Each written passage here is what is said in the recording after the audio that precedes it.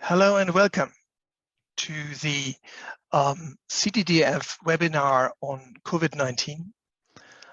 The topic today is treatment of cancer patients during the SARS-CoV2 pandemic, learnings and outlook after 18 months. My name is Axel Glasmacher. I'm the treasurer of the CDDF, and I'm very happy to welcome you from across the world to our webinar today. Next slide, please. First, a brief introduction into what the CDDF is. It is an international non-profit organization registered in Belgium. It strives to provide a neutral platform to stimulate interaction between stakeholders involved to cancer drug development. These are patient advocates, regulators, HTA bodies, and of course the pharmaceutical industry. We bring together the leading voices from all these stakeholders to improve cancer treatment. And you find more on our activities, past and future, on our website, www.cddf.org. Next slide, please. There are a few technical experts that are important. First, you are put on mute because otherwise we could not maintain the audio quality. If you have any technical problems, please do use the chat function in the Zoom bar on the bottom of your screen, and you will be provided with support there. You can ask questions, and please do so at any time, but please use the Q&A function, which is another button at the Zoom bar on the bottom of your screen. It would be nice if you would include your name into the question. And I will then present these questions to our speaker, Marie von Lilienfeld-Toal, at the end of the session. But you are free to send them anytime whenever they arise during the session. Obviously, as always in Zoom, you can use double click on the screen and enter or exit the full screen mode. As I said, our presenter today is Professor Marie von Lilienfeld-Toal. She's a professor of medicine at the University Clinic of Jena, specialized in hematology, oncology. And my name, Axel Glasmacher from the CDDF. Let's go to the next slide, please. Marie has a clinical and scientific focus on hematological malignancies and infectious diseases in immunocompromised patients, with a strong focus on virology and viral infections. She has been the author of the German, Swiss, and Austrian guidelines for COVID-19, and also for the EHA scientific working group frequent ask questions recommendations that have been used in Europe. So welcome, Marie, and I turn over to you for your presentation. Thank you, Axel, very much for that kind introduction. So I welcome you to the next, say, 20 to 30 minutes of really more sort of raising some points and points of discussion about the treatment of cancer patients during the pandemic and what we may have learned from this and what an outlook may be. Now, these are my conflicts of interest, and before I pose a question to you, I would just like to reflect how horrible the pandemic has been so far, and still is. And we just hope it gets better eventually. And this is one of the recent publications summarizing the excess mortality, which has been just awful in most countries, resulting in thousands of deaths. And we can just somehow sometimes wonder what good can possibly come from this. And as we expected, cancer patients are amongst those who are particularly prone to having their appointments delayed. So there was a clear trend towards reduced admissions of cancer patients along with surgical patients or cardiovascular patients during the high time of the pandemic, and it hasn't really got back to normal as yet, at least not in Germany. These are data from German community hospitals, really.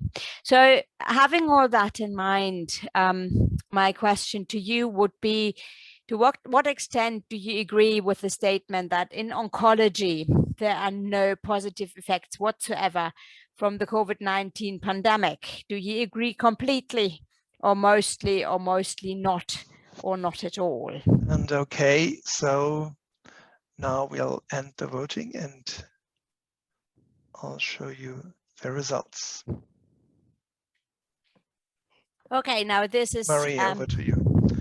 Thank you. So most people actually agree with the statement in oncology there are no positive effects whatsoever from the COVID-19 pandemic. So it's 52% agreeing with that mostly, some people even completely. But on the other hand, there seem to be something like 40% of people who might think that possibly something good may have come from this.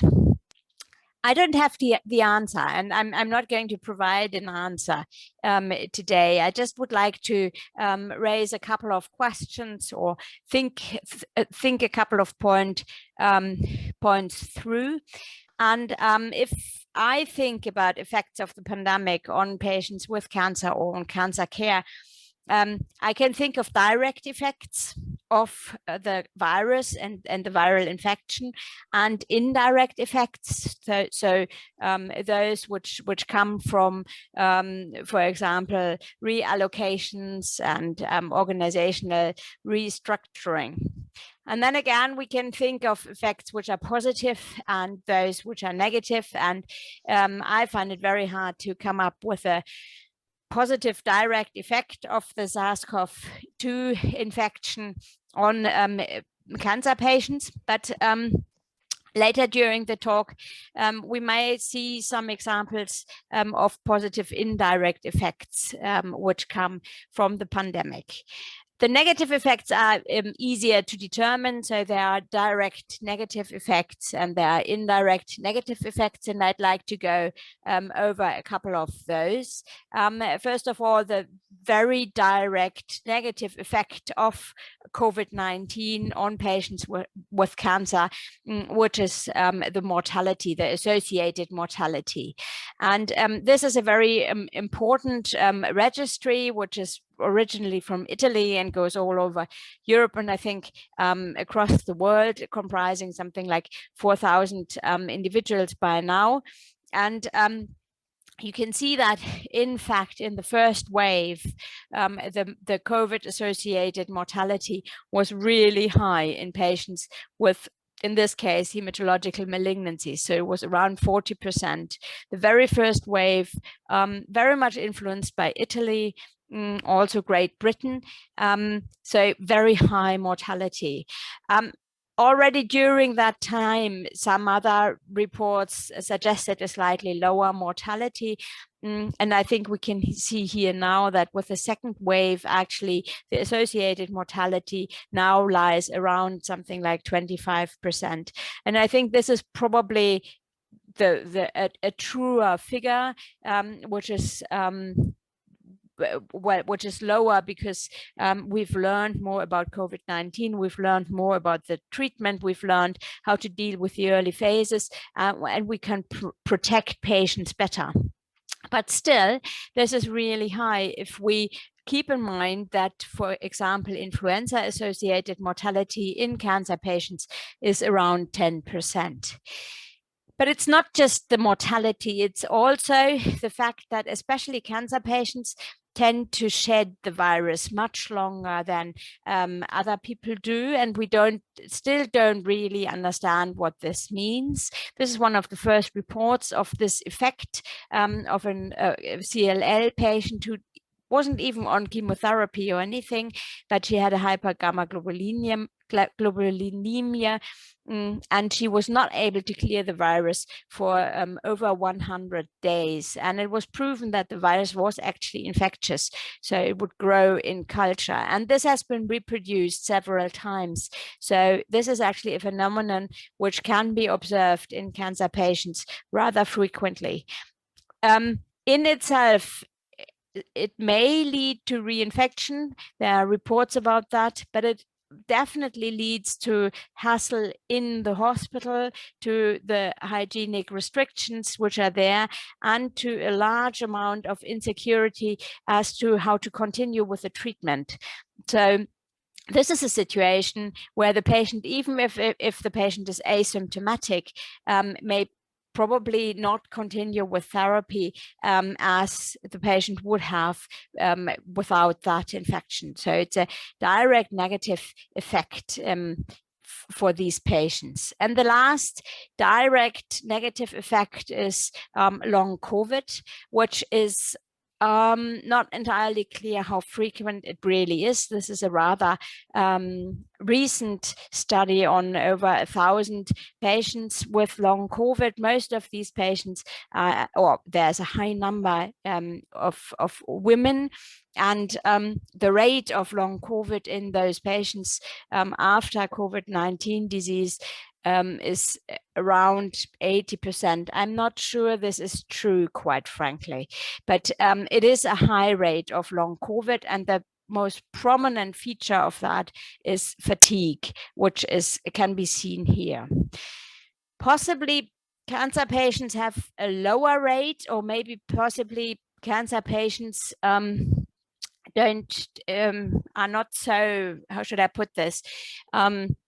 They do not feel the degree of fatigue so much as patients without cancer. It is, in any case, this is one of the first specific reports on long COVID in cancer patients, and you can see that the incidence is much lower than the one reported before, which I don't really believe anyway, but so it would be around 30%.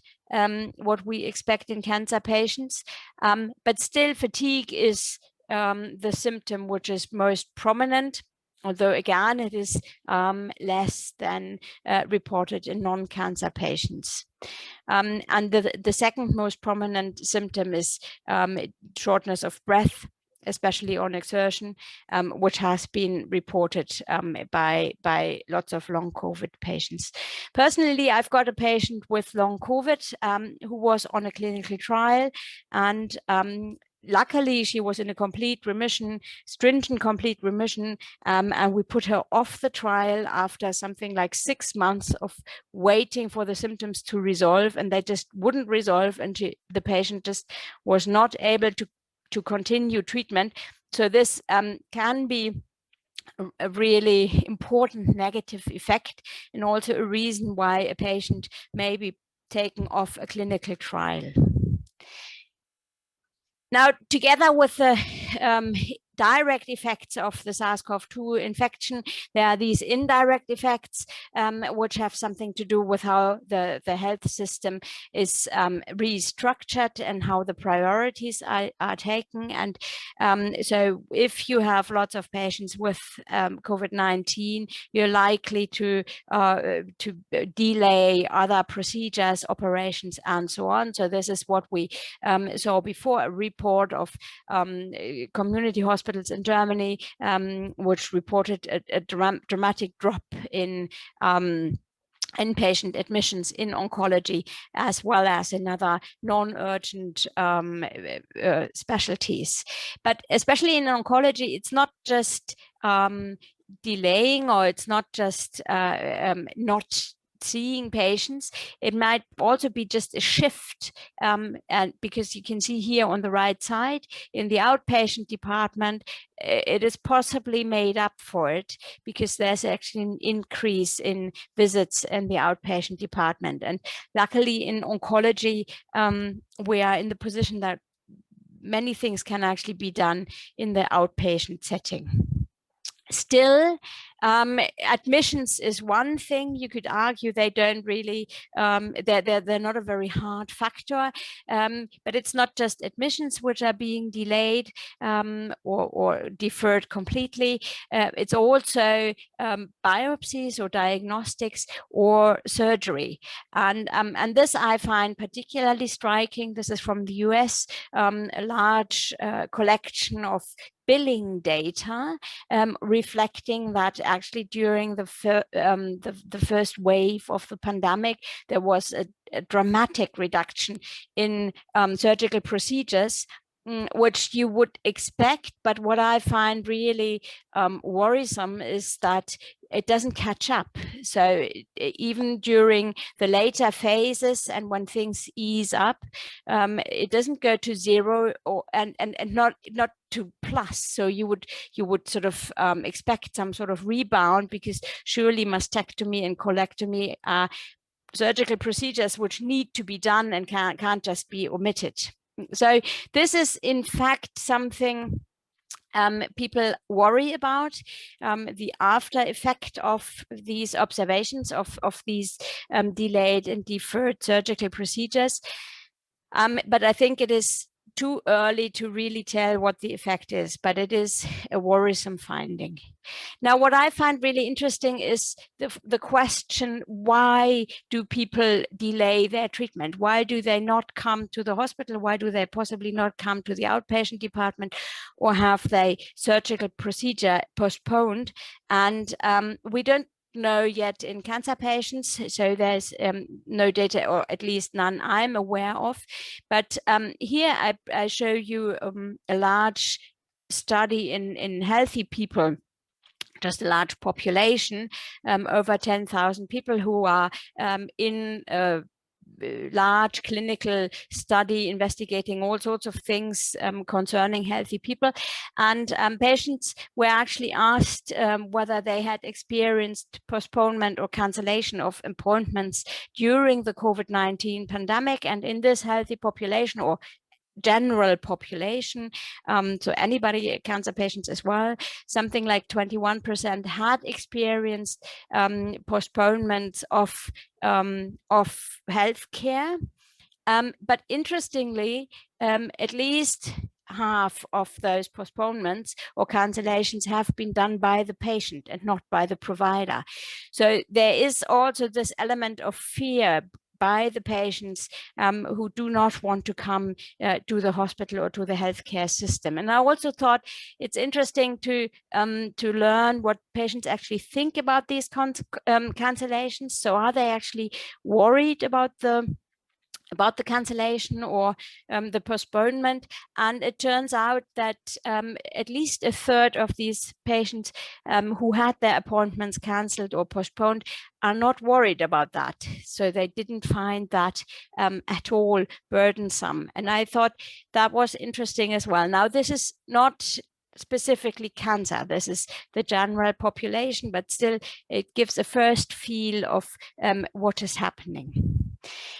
Now, how about the impact on clinical trials? Now, that was more or less a year ago, a huge issue, because in fact, there was a dramatic impact in the beginning of the pandemic, with more than half of clinical trials probably put on hold of different phases, and we'll come to some more data on that in a minute.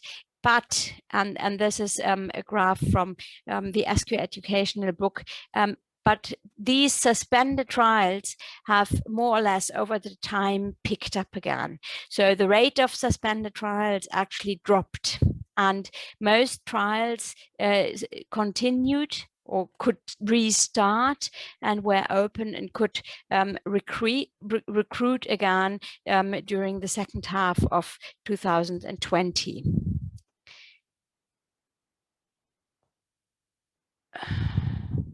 So this is another data collection on this issue, the impact on clinical trials. It's from the National Institute of Cancer, I believe, and they looked at clinical trial.gov from March 2020 until April this year to check whether studies were actually ongoing or stopped or terminated or withdrawn. I didn't quite understand the paper because they argue that oncology was doing better than all the other trials, but I didn't quite understand the denominator with this.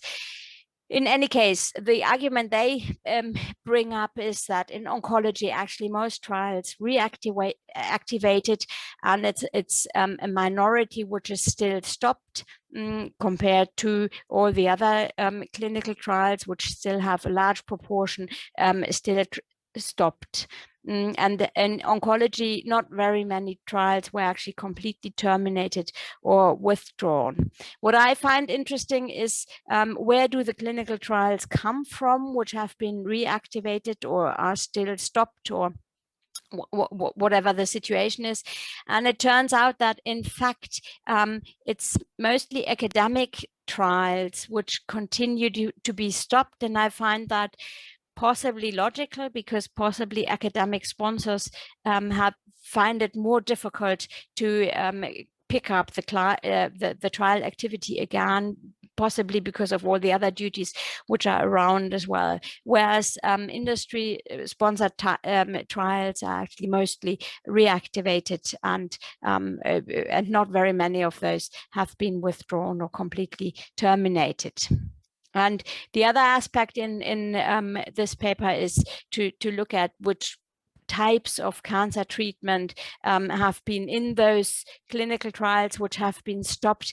And really, if you look at it, it's all types. So I looked at this graph closely, and I couldn't really figure out any particularity in this. So it's the trials which are ongoing with targeted therapy or immuno-oncology. So if we look at these observations, and then we look back at how cancer clinical research has been conducted during the pandemic, we can summarize that clinical trials have been stopped, but trial activity has picked up again, and it has partly picked up again because it has been reorganized. So there has been a large amount of decentralization. Aspects of trials have been conducted remotely, or they could be shifted from the central trial sites to local sites. Also, there are reports that some drugs have been shipped to the patient directly, in addition to the remote consultation. So this has made the trial conduct easier. Remote auditing has been made possible and has made it easier. There has been a trend to omit non-essential data collection to make the trial conduct easier as well. And in the whole process of adapting clinical cancer research to the pandemic, things have been discussed more in depth regarding representation and diversity, and I will come back to that later as well. And with more difficulties in conducting clinical trials, it has become very apparent that what the relevance of real-world data actually is, and real-world data have become more acceptable, which is, I think, a good thing, although we obviously need to look at the quality of the data. And last but not least, I think the pandemic has really brought on more collaboration amongst academic centers, but amongst everybody possibly. So the negative effects have been, as I said, direct on the cancer patients, but also indirect. And I've shown you some examples of negative indirect effects due to organizational aspects. But what I haven't dug out and put examples onto. But what I think is important to reflect is what other negative effects are due to shortage in staff, shortage in blood products and drugs, which has been relevant in cancer care. Delayed diagnosis we have discussed. We've discussed the reduced recruitment in clinical trials and the fact it has actually picked up again. I have not discussed with you the reallocation of funds and scientific efforts, which has led to fewer funds in oncology. I believe some funding organizations have actually put funding on hold because of low funds at the moment. And with regard to the patients, I haven't discussed with you, but I'd like to discuss during the question and answer sessions, possibly the aspect of loneliness and mental health issues. And we've seen an increase in disparities. We know that from the COVID-19 pandemic and the discussion about Black people being more at risk and people with a poorer socioeconomic background being more at risk. And so we've seen that actually those who are wealthy are better off during the pandemic and those who are not are worse off. And this gap has actually increased. But possibly there are also some positive effects, some positive indirect effects. And the ones I could think of is, and I'll show you in a minute, there has been no influenza whatsoever. So we'll talk about that in a minute. There has been a rethinking as to how we provide cancer care, and the choosing wisely movement really has been enforced by the whole thing. Suddenly new approaches have been made possible. And I believe in the upcoming conferences, we will see data on reorganizing cancer therapy regimens with regard to the frequency of visits. There has been a rise in telemedicine and virtual meetings as we experience in this very minute. And although there has been an increase in disparities, there's also been an increased focus on disparities and possibly also on shared decision-making. And I already mentioned that there's more research across disciplines, and we've experienced an incredibly rapid vaccination development and scientific effort, which is just absolutely amazing. And I'll give you an example of that in a second. And to illustrate these points a little bit, I've pulled out some aspects from various papers or reviews. And regarding the choosing wisely aspect, it has been rather early during the pandemic that people already started to realize that maybe how we reorganize cancer care in the Western world, maybe the everyday routine oncology practice in low or middle income countries. Which is something to reflect about, and which may be why possibly these countries do not experience so much panic as ours might. And in this in this paragraph of that article, there's an example given of how you can restructure the care for patients with breast cancer and provide hormone therapy prior to surgery, even in a more broader population, possibly very safely, which may be a new approach. I said there's been fast research, and just to give you an example, fast research and guideline development across disciplines.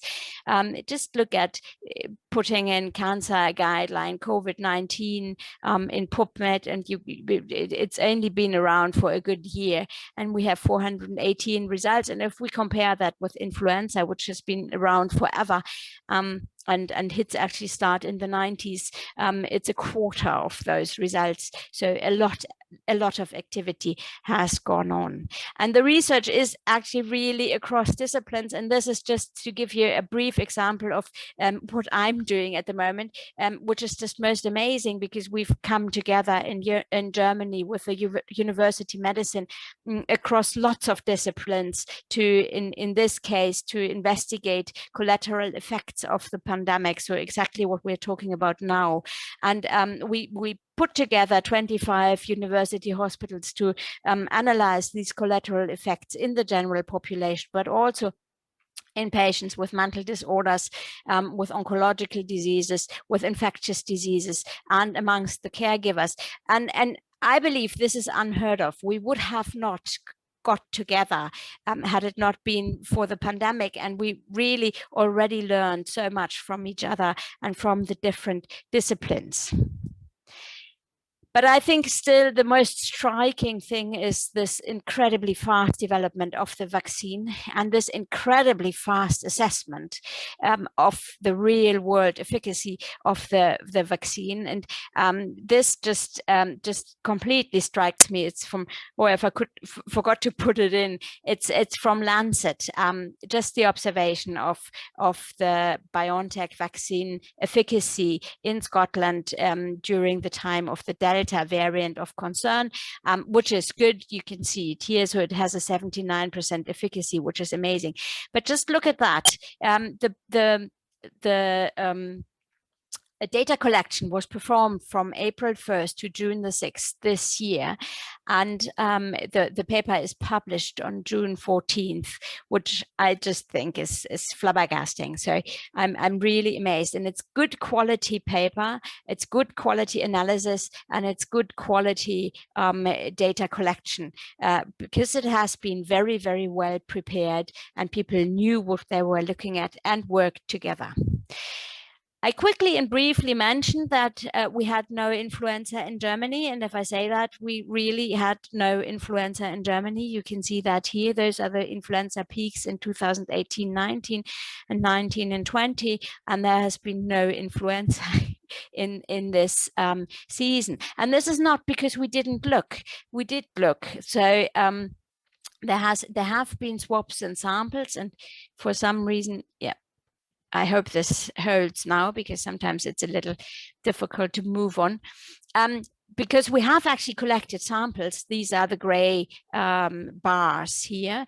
And some other viruses actually came out. So it's mostly rhinovirus, which we could find. It is SARS-CoV2 as well.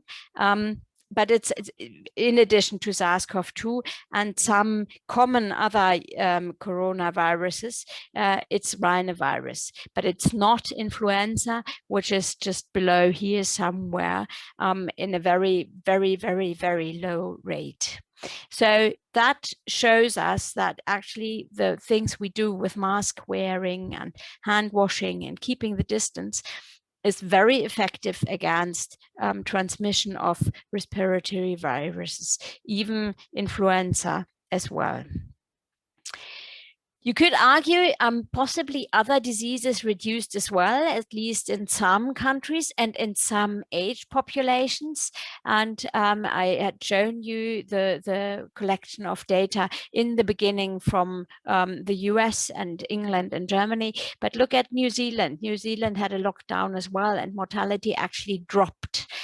This is an effect you can see in many countries in the very young population. So the younger population had a below expected mortality during the lockdown. And there's another phenomenon which is interesting. For example, in Germany or in France, we can see that the COVID-19 deaths and the total excess deaths do not equal. In fact, the total excess deaths are fewer than the COVID-19 deaths. So some people, in our case in Germany, around 5,000 people, have actually benefited from that. And it could be because influenza did not happen. It could be because almost nobody died of influenza, but maybe it's also because there have been fewer car accidents or things like that. So these are possibly surprising positive effects. Now, I said that with the pandemic, there has been, and I still have difficulties with controlling my screen. If you can just move on maybe for me. There has been more disparity in providing healthcare for COVID-19. But there has also been an increased focus on disparities. And you can see that here that prior to the pandemic, now I need to go back one, please. Sorry. And another, just back again. Yeah. Prior to the pandemic, there has been already an interest in disparities in cancer, so an increasing interest. But I think that has really been topped in 2020 and the beginning of 2021, and is actually making it into things like the ASCO educational book or in prominent places in the ASH conference and the like. Another positive aspect, which I've already mentioned, is the increase of telemedicine or remote patient consultations. And this is an example from the US, showing that there has been a drop in consultations between 2019 and 2020, as you can see here. But these dark bars are actually is the proportion which has been done using telehealth, and that just did not exist before. So this is something which was not there and is now there, and will probably not go away, but will be used in a useful and positive way. So again, here we are with these aspects, which I've tried to illustrate for you with some examples.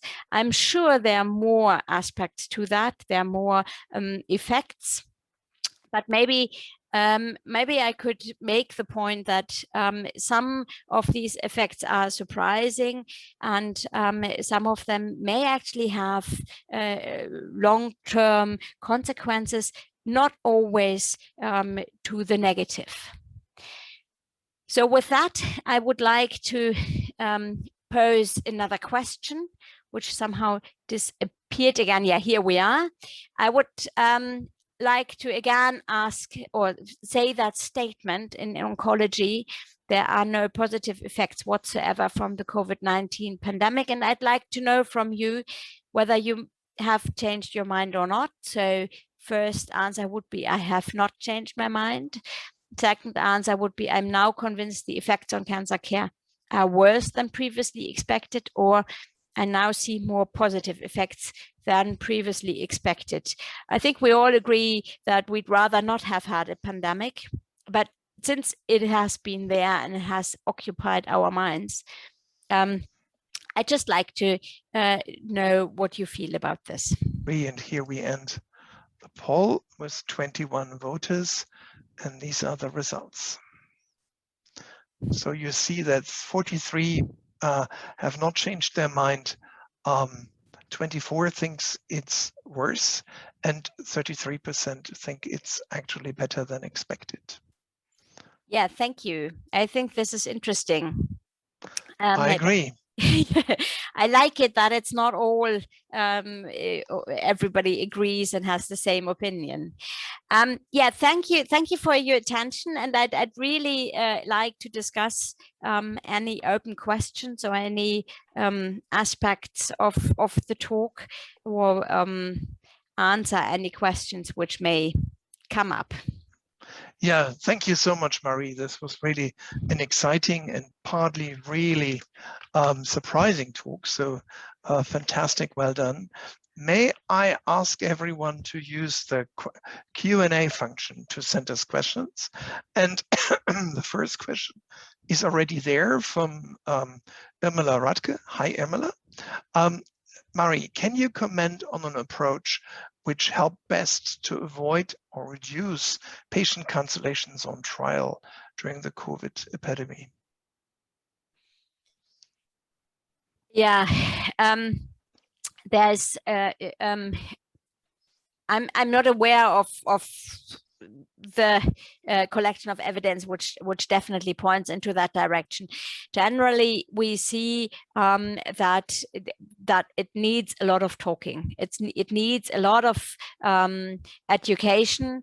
It needs a lot of personal education and reassurance, and it needs to be clear for the patients that it is safe to come to their appointment. So if that is shown in the hospitals, in the structure, it is shown in writing and with posters, and it is very clear that they don't sit really closely next to each other, then patients are very likely to be or feel confident and come and do not cancel their appointment. If they feel they have to queue forever and it's a crowd and it doesn't really work, then patients are more likely to cancel the appointment.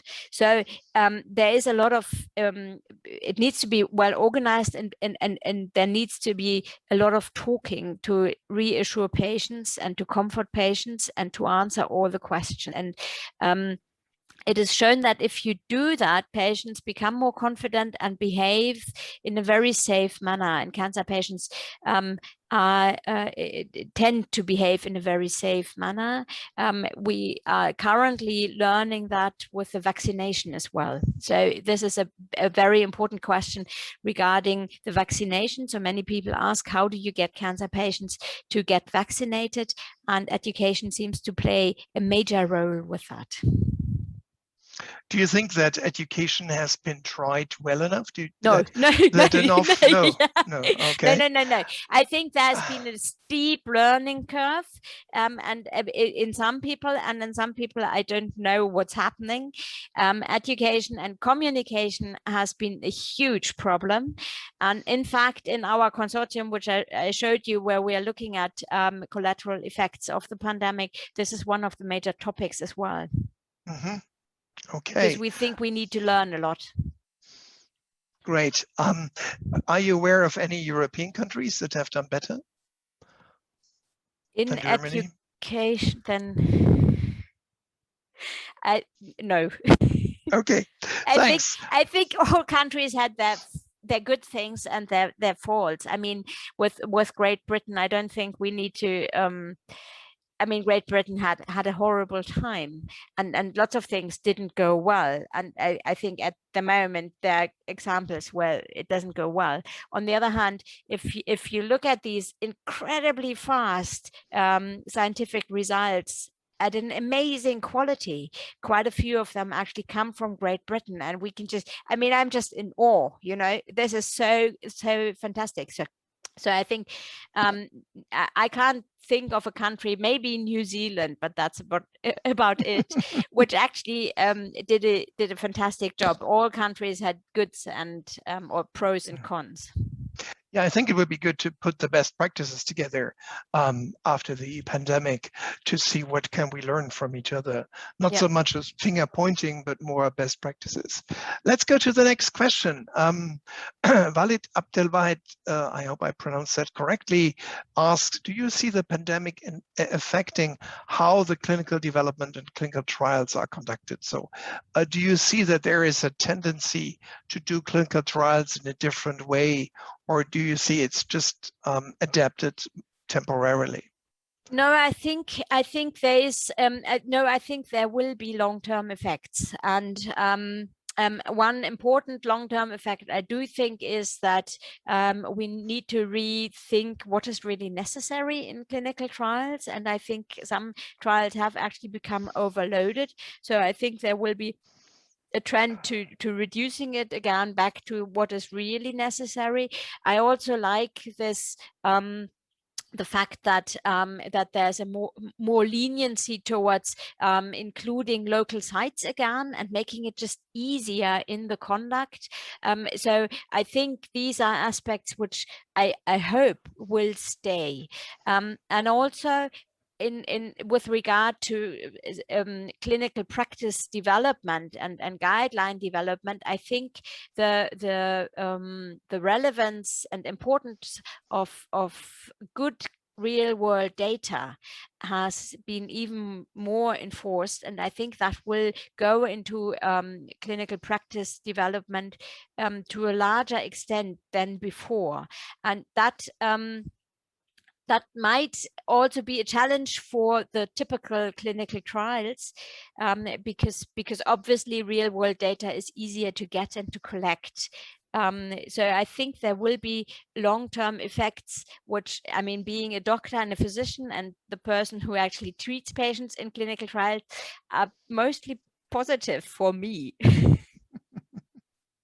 Thank you. That's good. And so I believe it will be very important that the industry, but also the regulatory agency, catch up on this, because obviously one of the reasons you mentioned local sites, you know, as sub-sites, and where patients are actually treated closer to home, and that it was very difficult to integrate them into trials. And one of the reasons is just the amount of regulation that cannot be coped with at a smaller site. So let's see if we find answers for that in the future. I think it's really important that we ask these questions. Good. If okay, we go to the next question from Shushmita Sen. Thanks for the wonderful presentation. I think that is a well-deserved compliment. Is it not typical to think of Germany as one of the impacted countries in Europe? Have you published your data yet? Have you worked with or planning to engage with ECHO via Time to Act campaign? They would love to see this information from Germany. Okay, I'm really sorry. I don't know what ECHO Time to Act is, so I need information on that. And I'm not entirely sure I know what is meant by have we published the information yet. We are currently publishing all sorts of things. We're trying to put them together, but it's a bit bits and pieces at the moment, and I think what I showed you with about our research collaboration is trying to pull it together and have a closer or a more comprehensive view of these effects on cancer patients. So from Germany, there's a collection of data on hospital admissions and surgeries and things like that. There's also a collection of data, obviously large cohorts regarding the direct effects of SARS-CoV2 infection, but and lots of other papers regarding the psychological distress and things like that. But there's nothing I'm aware of which is really trying to pull it all together. Now I'm at a loss to say about the ECHO. I don't know if yeah, well, Shushmita, maybe you can send us a few more details via the Q&A, and we come back to your question once we've got that, so that we understand the question a little better. There was a previous question in the chat actually about what are excess deaths. So I think first, the excess deaths, at least for Germany, they are published in DStatis, our federal statistics website, where the excess death data is published in detail. And there is a website that compares several European countries regarding their epidemiological data and also excess deaths. So that is a source where I've gone through several times to understand these differences between countries. Well, let's go to the next question then. And if people want to know more, just send us questions or emails or whatever, and we're happy to take it out. So next question from Werner Sinkand, who is from a patient advocacy group. And he says, if I understood Marie right, cancer patients keep the COVID virus longer than others. Nobody told us that before. What is the explanation for it? Yeah, I'm sorry you haven't been told. It's important to say it's not for every cancer patient. So most cancer patients actually clear the virus as well, but we know that patients with cancer have difficulties clearing viruses in general. So this is true for influenza as well, and it's true for things like norovirus. So if as a rule of thumb, for influenza, you can say that healthy people clear the virus after something like 5 to 10 days, and cancer patients after something like 15 days. So it's not unexpected that SARS-CoV-2 as a respiratory virus has a longer shedding in patients with cancer compared to non-cancer. It is probably due to the reduced immune function, and it is possibly particularly prominent in those patients who receive B-cell depleting agents. That is rituximab, for example. So these are patients which are more likely to carry the virus for quite a long time, and it may have something to do with the lack of antibodies and the reduced immune system. Whereas patients who get normal chemotherapy or targeted therapy are less likely to carry the virus for a long time, although it could sort of, if you like, happen to anyone. I hope that answers the question. I hope so too. Otherwise, send us a follow-up question. I think, but you know, how do you deal with that in the hospital in clinical practice? So, do you put patients with, especially with anti-B cell treatments, into quarantine longer? Do you monitor the virus? What do you do?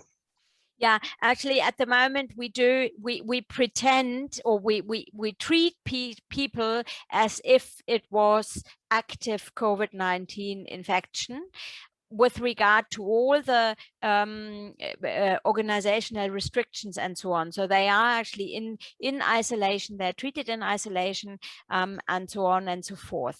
What is currently being discussed, and we're just learning, is when you can go on with therapy again. Because if you postpone the therapy for a week or two because the virus takes a little longer to be cleared, that probably doesn't matter too much. But in some patients, the virus persists for months, and then we need to do something about the therapy again. And we're currently trying to find a way which patients can be safely retreated even if they have a low viral shedding, and which patients we need to make efforts to clear the virus, for example by monoclonal antibodies and things like that. But this is still a process of learning, and there you can find case reports in either way. So you can find case reports in safe administration of myelosuppressive chemotherapy in a low viral shedding and nothing happened at all, and you can find case reports where they actually cleared it with monoclonal antibody, and so on and so forth. So I think it's still in the process of learning, and we have to decide on an individual basis. But with regard to the hygiene and all these restrictions, that is at the moment rather clear. We treat them as if they had active COVID-19. Thank you very much. That's very good. Yeah, let's go back to the previous question about ECHO, which is the European Cancer Organization. And time to act is a kind of an bundle, if I understand. There is a website shared here, and a 7-point plan, a bundle of activities and a 7-point plan put together by this organization that brings, I understand, professionals together with patients and tries to improve the treatment and the diagnosis of cancer patients. So here in the 7 points is urgently address the cancer backlog, restore the confidence in cancer healthcare services, tackle medicine and equipment shortages, address cancer workforce gaps. That is something where I wanted to ask you as well. Marie, you've been in a busy hospital, and obviously German hospitals have also their own challenges in terms of staffing. So after now nearly a year and a half of the pandemic and all the things that people went through with initial shortages of protection materials and that, what do you think, from your perspective, is the situation of staff, nursing, and physician staff at hospitals in cancer, of course? What is the situation? Yeah, at the moment? How do you see that at the moment? I find if you look at any publications on psychological distress of lots of people, healthcare workers and patients and so on, it is surprising to see how resilient people are. So cancer patients are surprisingly resilient. I wouldn't say they don't care about the pandemic, but they're just very good at it and look at positive sides. Healthcare workers are obviously stressed, and it's stressful for them, but they are also, I find, increasingly resilient and cope very well. I think there's been a time when it has been different, and that has been when all these shortages were, and when people were not so, they didn't know so much. But especially in healthcare workers, it makes a lot of difference whether you know what you're dealing with and you can do something about it. And that has improved in the second wave and third wave and so on. So people are not so afraid anymore, and especially then with being vaccinated. The data show, and that's the impression I get as well, is that the level of stress is actually going down again. Although it must be said, the workload itself is still heavy, and I think healthcare workers are at a high level of stress to start off with. Yeah, because of their workload and the structures in the development in hospitals. Very good. Thank you for that. I've sent a paste and copy from the 7-point plan of time to act in the chat to everyone. So if you want to read about it, and obviously if you Google that, you come to the website. And also Shushmita has published the link.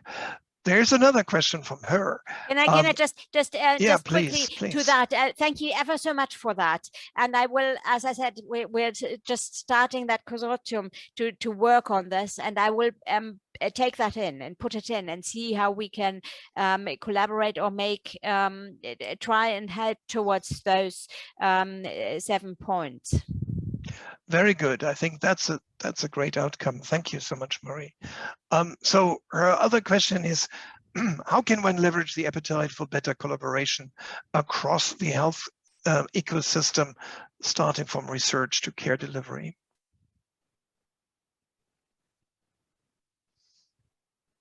Hello. Yeah. No. I'm just trying to think about that. Quite frankly, I'm not sure if I can answer that on an international level, because that might be very different depending on which country you look at. In Germany, we have a very hierarchical system, and it's really rather closed shops. And with the pandemic, and with the sense of urgency, and with the we need every hand we can get to help us get through this. Somehow this has loosened a little, and people suddenly start talking to each other, and the second effect was that by being on Zoom conferences all the time, and it doesn't matter where you physically are, you suddenly start to talk to people who are not right next to you, but somewhere completely different. So a lot of communication has started off across regions and across disciplines, and to leverage that, I think is that we shouldn't stop it. We should continue that, and people actually increase their appetite by being on it and doing it. And we just to give you an example, we've started off the first registry of COVID-19 in Germany, or actually it is European, but it really started off from in Germany, something like March or April last year, and it is completely it's non-funded. It's just done by volunteers voluntary work into that. Now the registry now has 10,000 patients in it, which is just absolutely amazing considering it's non-funded. It's just people voluntarily documenting patients in that. And we just had a large assembly to discuss what are we going to do with this registry now. And people, all of them collectively said, we want to carry on. We want to go on with that. And one thing is we've achieved so much. But the second thing is this is an amazing network. And it's just so exciting to talk to you. And we don't want to stop this because otherwise we'll miss you. And you know, it's great discussion. So, and I think this is a spirit which I can feel and sense in many areas. And I think this will continue as long as we don't stop it. As long so we should nurture it and try to increase the cooperation. I think what I hear is very, very good in a sense is if you give people, especially younger people in research, the opportunity, they will actually network and create things. Yes. So obviously some funding is necessary considering the pressure on everyone and limited contracts and all that. But very good. Okay, let's go on to the next question. And that comes from Francesco De Lorenzo, another person who is active in patient advocacy and on the CDDF board. Do you have data from the EU concerning the percentage of cancer patient death from COVID compared to the total death? He quotes that in the first part of the epidemic, cancer patients' deaths were about 16% of the total death, as I understand his question. So how is that? Has that gone down? I also remember seeing, well, we discussed it a bit in your presentation a year ago, kind of shocking death rates amongst leukemia patients or lymphoma patients who have contracted COVID at the time. I'm really sorry. I don't know the number off my head. There is there is data on that, and it's for Germany. It's from the Robert Koch Institute, and they actually published it. And amongst all the people who died, the active cancer was the strongest risk factor. So this was the most prevalent or most important group, but I can't give you a figure which is something like around 16% or something like that for the whole of the pandemic. So I'm really sorry. I know these data exist. I don't have it in my mind right now. No problem. If you find it easily, we can post and send it to us. We'll post it on our website. I looked for it the other day. It's not that easy to find, but I'll try. It's not that easy to find. Well, then it's I'll try again. Perhaps an interesting research piece. No, but I'll try again. I think I have an idea where it comes from. Really good. So last chance to send your questions. We are already 5 minutes over time, but Marie kindly agreed to stay with us as long as it takes until we have answered all your questions. So the last question submitted so far comes again from Bernard Zinkant, and it says, what will the scientific world learn from the pandemic? Are there general guidelines for the future? I think that is a nice question for ending our discussion. Marie, what are your thoughts? What will the scientific world learn? What do we hope it will learn? Yeah. Let's rephrase. What can the scientific world learn? I think that, first of all,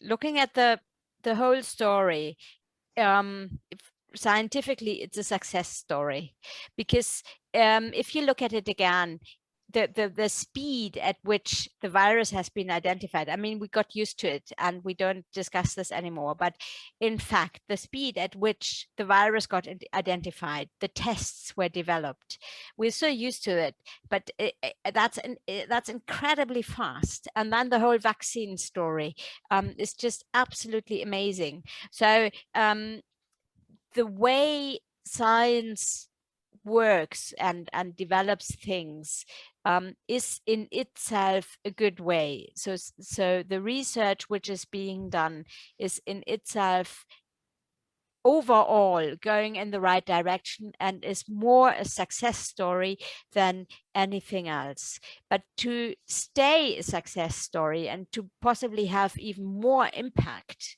I think what we would like the scientific world to learn is to be more open-minded to its blind spots.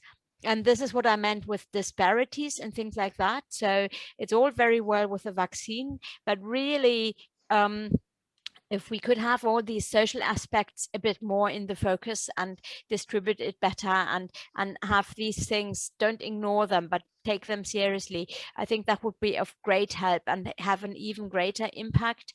And the other thing is to communicate better, because the fact that this is a success story, I think, is not so not everybody is so much aware of that. I think there are many people who find it very difficult. So communicating science seems to be a difficult task and something we can learn much about. Yeah, do you think that 18 months or so into the pandemic, people really understand the dynamics of a pandemic virus? No, surprisingly, yeah, no, it is. No. Yeah. Mm-hmm. Well, no, that is. But then, the point is that that I think the question is not so much. Maybe they are all stupid and we should everybody should go back to primary school. It's more that how can we make it more understandable how pandemics work and what it actually means. So I think it is a job for the scientists to improve communication. I very much agree. I mean, that's my conclusion too. I mean, we see politicians in Germany and elsewhere who all they talk and think about is how do I open up the country and stop the hygienic measures at the start of the fourth wave. I mean, it takes my breath away, because it is what we've done in autumn with terrible results. And now we are going to repeat it, and the majority of the public isn't even in favor of it. So the politicians probably would be the first. And the thing is, why is science unable to explain that? We've seen such many different approaches and difficulties of understanding. So I come back to your theme of cross-functional collaboration. I think it should include areas like psychology, sociology, and other areas that can help us understand these deeply irrational reactions to a pandemic like that. And we've all seen how costly is that if this is missing. So it seems we're at the end of the questions. So if we can have the slides again. Marie, thank you very much for a fantastic presentation and a very engaging Q&A. And I have only a few things to say. I don't see the slides though, but I could do without. So first is Min, our good ghost in the background, has just posted the link to the survey. And if you fill out the feedback survey, you get a certificate of attendance. And we are very keen of getting your feedback. That is really important. And here are two more meetings, multiple day meetings, one in September on digital tools and artificial intelligence, organized by my colleague Ruth Plummer, a highly exciting program that will be delivered online. I think maybe for digital tools that's fitting, but actually we had hoped to do it face-to-face. And then we moved our face-to-face expectations to November and hope that we can hold our multiple party workshop on gene and cellular therapies in oncology in Amsterdam at the 29th to the 30th of November with Katharina Edgefell from the CDDF coordinating. Next slide, please. So thank you all very, very much. Please go to the survey. And for those who are partners of the CDDF, you can find the video and the slides on our website. Thank you all very much, and I wish you a very good evening. Many thanks to you, Marie, and goodbye, and see you all soon again. Bye-bye. Thank you to you all as well, and have a good evening.